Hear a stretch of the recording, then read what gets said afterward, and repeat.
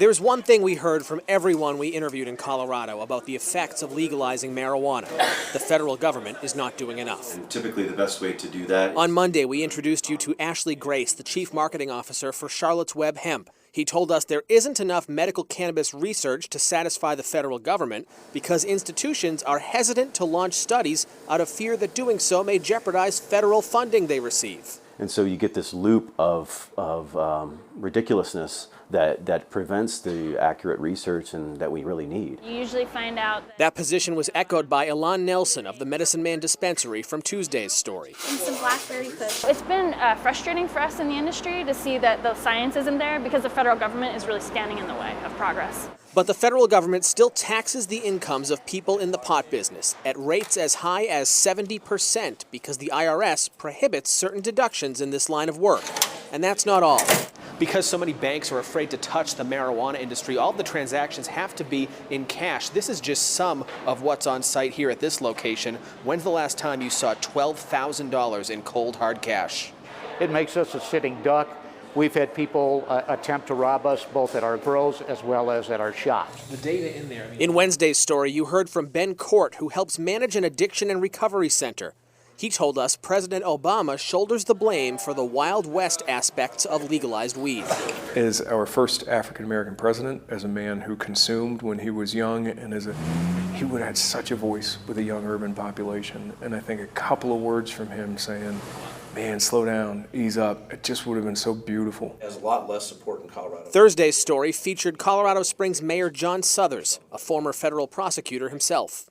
Even when you have a sympathetic U.S. attorney, when it comes to marijuana, they can't move without permission from DOJ in Washington, and for the most part, they've told them to lay off on anything having to do with state marijuana laws. In Colorado, the job of regulating this new industry has fallen to state leaders like Barbara Brohl. She's the executive director of the Colorado Department of Revenue. It's really that we rely on the federal government to do a lot of things in other industries that they don't do in this industry. Essentially, Colorado has had to create its own version of the FDA. We asked Brohl what advice she has for other states that may legalize. It'll always cost you more than you think. It'll take longer than you think to really implement a good program, and it's harder than you think. Pot is taxed. The state took in $141 million last year, and a little more than $40 million of that went to schools.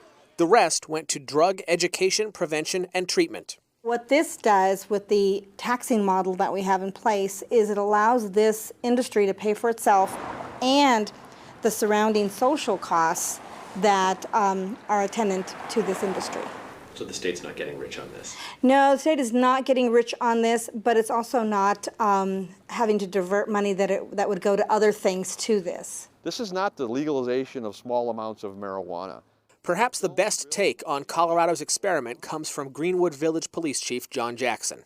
I think more work needs to be done before we just say this is okay. In Colorado, Paul Merrill, WMTW News 8.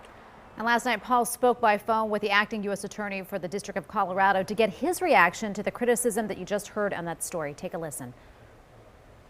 I don't think it's fair now to be frustrated that the federal government hasn't changed numerous agency approaches just to accommodate the development of the industry in one of 50 states, or even several of 50 states. Shortly after Colorado legalized recreational marijuana, the U.S. Justice Department laid out 8 priorities regarding marijuana enforcement.